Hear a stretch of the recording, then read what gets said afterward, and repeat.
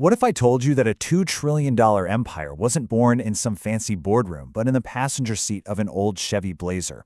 I mean, get this. The business plan was typed out on a laptop while the founder's wife was driving them across the country. It's a completely improbable story, but it's exactly how Amazon took over the world.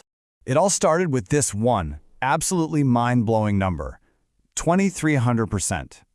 Back in 1994, Jeff Bezos was a high-flying VP at a Wall Street hedge fund when he saw a report.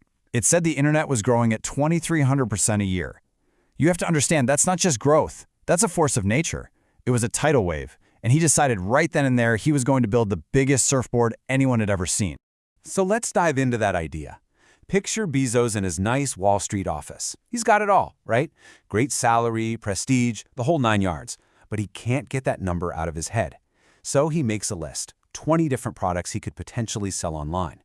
But one item just kept screaming at him: books. They were low cost, easy to ship, and there were millions of them. They were the perfect gateway drug for e-commerce. So he makes his decision. He walks into his boss's office and says he's quitting to go sell books on the internet. And his boss, being a totally rational person, looks at him and says this. Now think about it, it's pretty sound advice, right? But Bezos wasn't thinking rationally. He was thinking exponentially. And just like that, he quits. He and his wife, Mackenzie, they pack up their entire lives and just start driving west. And this is where the legend really kicks into high gear. While Mackenzie drives, Jeff is in the passenger seat, hammering out the business plan for what's about to become the biggest store on the planet. And the startup capital? A $10,000 loan from his parents, which they took from their retirement savings. No pressure, right? Okay, so you've got a plan, you've got the money. What do you call this thing? Well, his first idea was cadavra, like abracadabra. That lasted until his lawyer misheard it as cadaver. Yeah, probably not the best brand name. His next idea was relentless. And here's a fun fact. If you type relentless.com into your browser today, it still takes you straight to Amazon. Finally, he landed on Amazon. It was brilliant. It starts with an A, so it would show up at the top of web directories, and it was named after the biggest river in the world. The ambition was baked in from day one. And that ambition led them to the company's early philosophy, which was brutally simple. Get big fast. There was no time to waste. Bezos saw it as a land grab, a siege on traditional retail. It was all about speed and scale. Nothing else mattered. And the stories from those early garage days are just legendary. To save cash, their desks were literally just doors with legs bolted on. They set up a bell that would ring every time an order came in. Within a few weeks, they had to turn it off because it was ringing constantly, driving them nuts. It was just an explosion.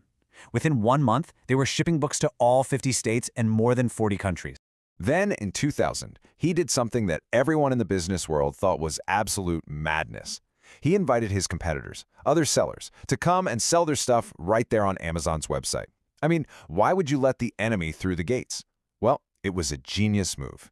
Amazon got a bigger catalog without buying a single thing, and this is the crucial part, they got a fire hose of data on what people were buying. So fast forward to the peak of the dot-com bubble. The market is just euphoric. And Amazon, they're the poster child. The stock price blows past $100 a share. It looked like they were on top of the world, and that nothing could possibly go wrong. And then the bubble burst. And it wasn't a slow leak, it was an explosion. The stock didn't just drop, it plummeted. From over $100, all the way down to just $6. Wall Street analysts started calling them Amazon.bomb. Everyone thought they were toast. But here's the twist. That near-death experience, that's what made them truly dangerous. It was their trial by fire. Instead of folding, Bezos forced the company to become ruthlessly efficient. They transformed from a high-flying, cash-burning startup into a lean, mean operational machine. And that new, hardened version of Amazon was ready for its next phase of conquest. They were about to go from being just a store to building the actual backbone of the modern internet, and they do it with some pretty surprising secret weapons. Take Amazon Prime, launched in 2005. To everyone else, offering unlimited 2-day shipping for a flat fee looked like financial suicide. They were sure Amazon would go broke. But Bezos understood human psychology. Prime wasn't just a shipping program, it was a psychological trap. It made it so convenient, so easy, that it trained you to stop even thinking about shopping anywhere else. But as powerful as Prime was, their biggest weapon was being built almost by accident, completely behind the scenes. See, Amazon's own growth was so explosive that their internal computer systems couldn't handle it. So their engineers built a new, super flexible infrastructure just for themselves. And then they had a brilliant idea. What if we rented this out? And just like that, Amazon Web Services, or AWS, was born. And you won't believe who runs on AWS. We're talking huge names like Netflix, government agencies like NASA, and even the CIA. The irony is just incredible. You had companies spending millions to compete with Amazon's retail business, while at the same time they were paying Amazon rent to keep their own websites online. It was the ultimate checkmate. This famous Bezos quote really sums up the entire philosophy. This wasn't just some catchy line for a meeting.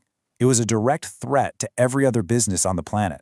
It meant if you were making a healthy profit, Amazon saw that profit as a target. It was their opportunity to enter your market, undercut you, and take your customers.